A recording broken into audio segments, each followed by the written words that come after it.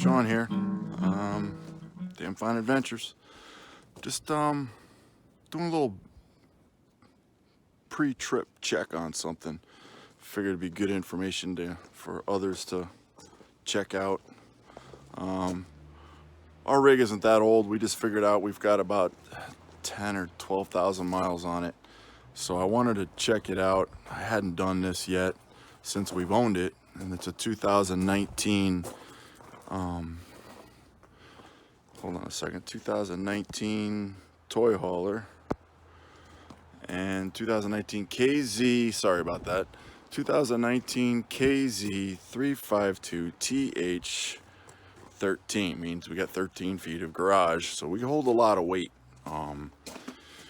We do pretty good though. I mean, we get through the mountains good and whatnot, whatever. That's not what this is all about. What this is all about is, well, we've got to do some tires. We're not doing tires, we're doing the checking the bearings and the brakes. We're looking to be on the road here in about a month. A little less, actually, about 3 or 4 weeks, 3 weeks. So we're looking to do a check the tire, check everything out as far as the bearings go, the brakes, to make sure everything's gonna do what they're supposed to do, stop and run. And not have blowouts and whatnot. So we're gonna get into this right now. All right. So like I said, we've got a we're gonna start by just pulling a. We got a triple axle, by the way. Let me just go ahead and step back. We got a triple axle here. All right.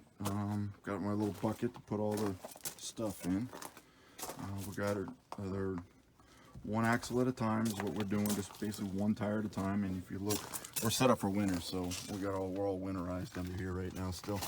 As you can see, I got my little bottle jack there, nice little 12-ton, just picked that up. Nice little gig from Harbor Freight.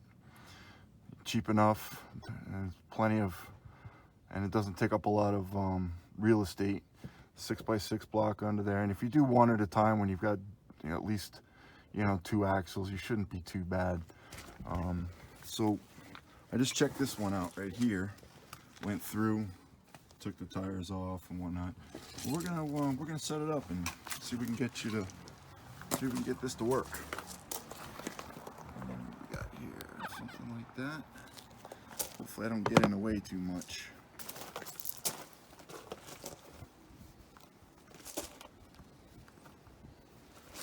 What I need is a lovely assistant out here to help me just video this. That'd be great. Mama's gotta make the bacon, so I gotta keep the ship afloat, and she's gotta make the bacon. All right, so we got fancy impact gun. It's a 3/4 socket. Once again, just nothing fancy. Pop all the tires, pop all the lugs off, which we already did. So we're gonna pop this guy out like so. Take a peek at it. Like I said, this is a fairly new rig. Shouldn't be anything wrong with it, but we're checking things out right here. Making sure we got nothing, no nails or nothing too obvious. I mean, she's still got air in her, so she can't be too bad.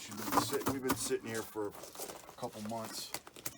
And on this one, our rig, we've got these fancy little lippert things here. Of course, I can't get it out. Pair of pliers, pinch or screwdriver to pop it out. Well, this is a little rubber bung. Let's pull that out. You can see it's a little rubber piece. And inside here, grab this. Inside here, you can see we've got a Zert fitting, which you hook up to your simple grease gun, your everyday grease gun. Now I like to use Lucas as far as nice red and tacky. Stuff works good. It's got an anti-seize built into it.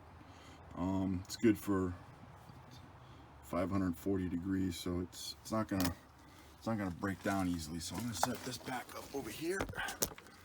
Make sure I got that out good. Yeah, we're good. So we're gonna go ahead and take a pair of channel locks or something like that. They make special tools for this. Go ahead and just kind of, what I like to do is give it a couple little pops, rubber hammer, rubber mallet. Just give it, see how I'm on away from me a little bit, or toward me I should say. Put away from it. You see it start to move.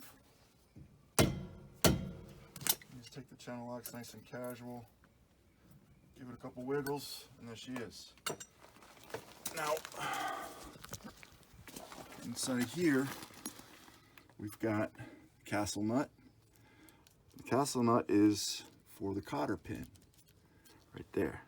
So we're gonna go ahead and bend that cotter pin out. Grab a pair of needle nose right here. I really need to work these needle nose, ones I don't use very often, but just kind of take your needle nose and work that around. If you can replace it, great. If not, you can reuse them.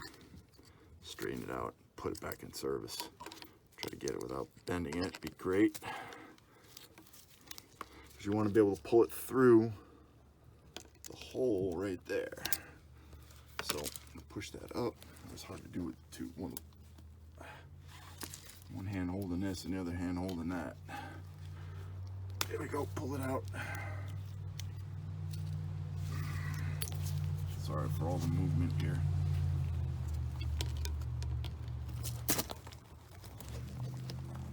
Ugh.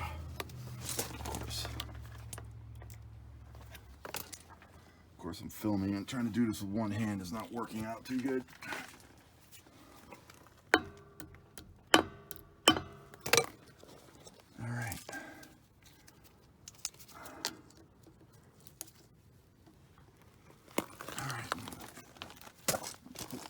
Tip of that in there, put the tip of it in there like so. Just give it a good yank. Once you get it straightened out, straight enough anyways, that's about all you're gonna get. You could probably get her straighter if you had to and probably wouldn't have had to work so hard.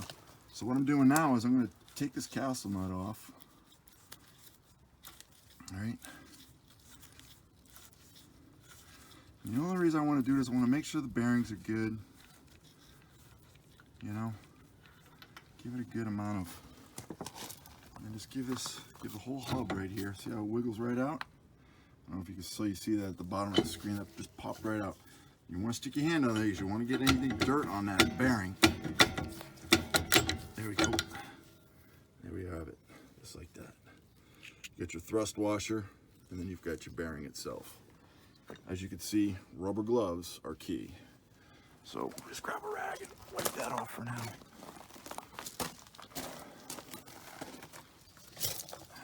Pop this off. Wiggle. There we go. There's another bearing and there's something else in there. So I'm going to set this down while I finish that up. I think you can see what I'm doing there. Yep. Pop this off. Easy enough. Inside here, there's another bearing. Right inside of here, I don't know if you can see that or not, but there's another bearing that just sits there and floats in there. That's your seal. Keep all the grease on the inside. We got a little bit of schmutz in there, a little stuff. We're gonna bang that out, just clean it up real good. We're gonna kick that off to the side so we can take a peek at what we got going on in here. Make sure this is all good. Not seeing anything too serious. Brakes are good. We still got about 1/8 of an inch of brake on that. Should be good. And how this works is this thing just magnetically, you know, goes back and forth, and when it does it, it pushes out on the brakes, and that's how when you squeeze all the buggers, that's how that works. So that's it, simple drum brakes. All right, so we're gonna reassemble, basically just check it all out, because like I said, we got the Zerk fitting style, so we don't want to grease the heck out of it. Just kind of let it do its thing without making too much of a mess. Carefully, because you want to mess up that seal of that bearing and push it out of the way. There we go. Push that guy in there. Want to make sure this is good. Got plenty of grease inside of that. Because they were probably packed at the factory, I'm not going to repack them. I'm just going to put this all back together. Get the bearing with the thrust washer on there, castle nut. When we tighten it, we don't want to over tighten. You don't snug this down. You just kind of see how it's a little loose there. So obviously that's not tight enough. And now we're not so loose. You can spin it pretty good, but it's still kind of hard. So we'll make it a little bit looser.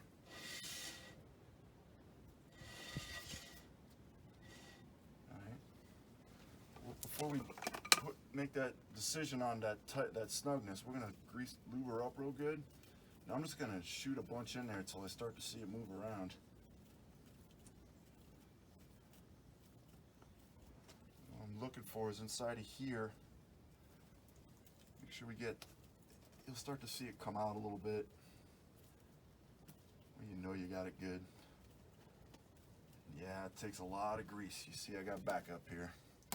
So, like I said, that Lucas brand, red and tacky's good stuff though. Really good stuff. We get at Walmart, or not Walmart, Home Depot. That's where I think we get this, by the case. Let's put a bunch in there. Move it around a little bit. And yes, that noise is normal. It's actually, I'll read it somewhere where you get, that's how you set them. When you set the drums in the back, you can watch other guys' videos and stuff with the settings. There's a, just like any old drum brakes back in the day when you had, everybody had drum brakes in the rears. Or drum brakes everywhere. And just keep pumping it. Yeah.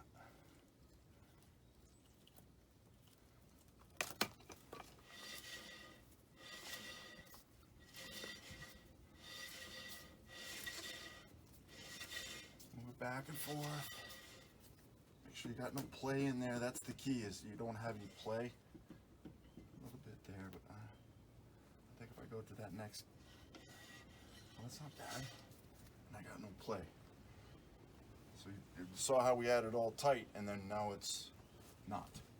So we had it tight, and then we moved it around, and then it almost like it freed itself up and found its home. So that'll do good. That'll do real good. Put the cotter pin back in. Don't forget to do that. Oh man, you'll be a big problem if you don't put that cotter pin back in there, right? All right. Of course, I'm gonna fight with it because I didn't straighten it out. Let's straighten it out a little bit. Pair of pliers. Best thing to do is get some lineman's pliers and straighten her out with the flat blade of the lineman's pliers. That'd be the ultimate way to go, but they're not handy right now, and I don't feel like going and getting them. So of course I'd rather fight with things. It's just my style.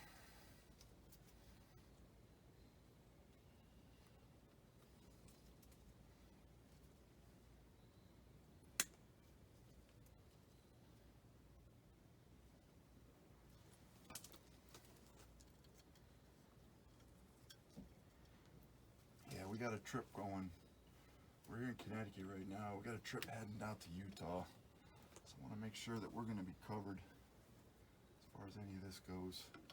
Not going to have any complications with brakes or bearings or anything like that. That's why I'm here doing this. Just preventive maintenance. You know, everybody thinks living full-time in an RV is, you know, all butterflies and rainbows, but we have things like this to deal with. Do that or send it to somebody and have them do it, and that costs you money. And this doesn't cost me anything but my time. All right. That feels good. That feels good. I can just put the tire back on. So, nope. Actually, no, that's not true. Put this guy back on. Rubber mallet. Back and forth, up and down, basically a nice cross. Of course, it's going to be stubborn. You want to kind of get it started, of course. There we go. Being too nice to it. I like to take a metal one, just kind of give it a little light taps around there to make sure that's going to be good. Can't hurt throwing a shot of grease at it.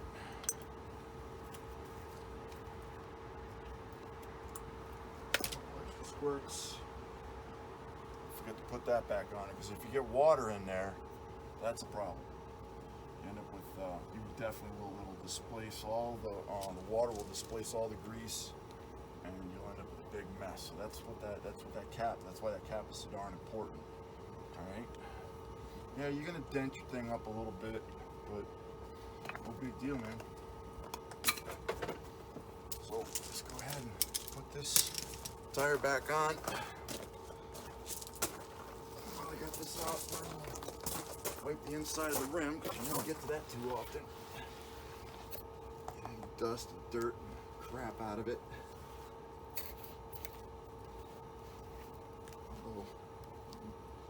We clean this thing up though. We power wash the bejesus out of it, and I crawl underneath it and kind of wipe that out real good. Just gotta wipe that out.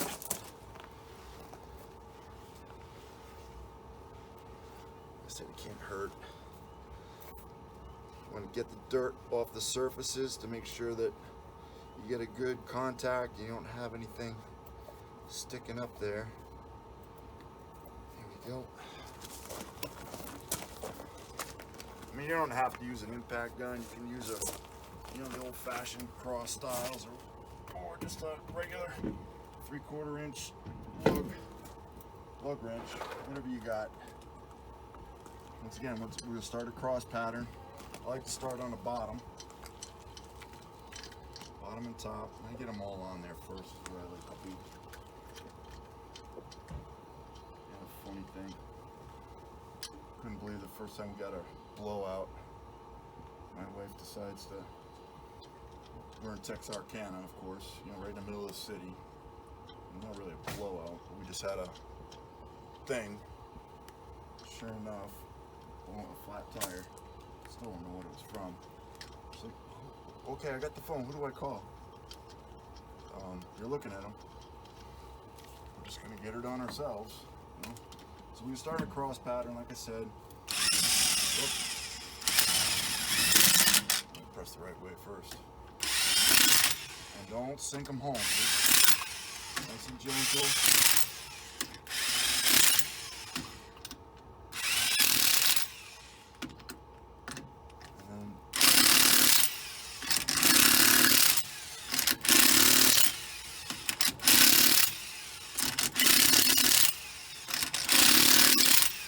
Saw a cross pattern, okay, like a star. You want to start down here and then go up there and then down here and then up there. Well, however, then I like to go right around. I like to call it around the world. 1, 2, 3, 4, 5, 6. She ain't going anywhere. She's got a good run. Looks good. She sounds good. I don't like the sound of that neither, but guess that's normal, so we're gonna roll with it. All greased up, ready to roll on that one. Only got 5 more to do. Have fun. Keep it simple.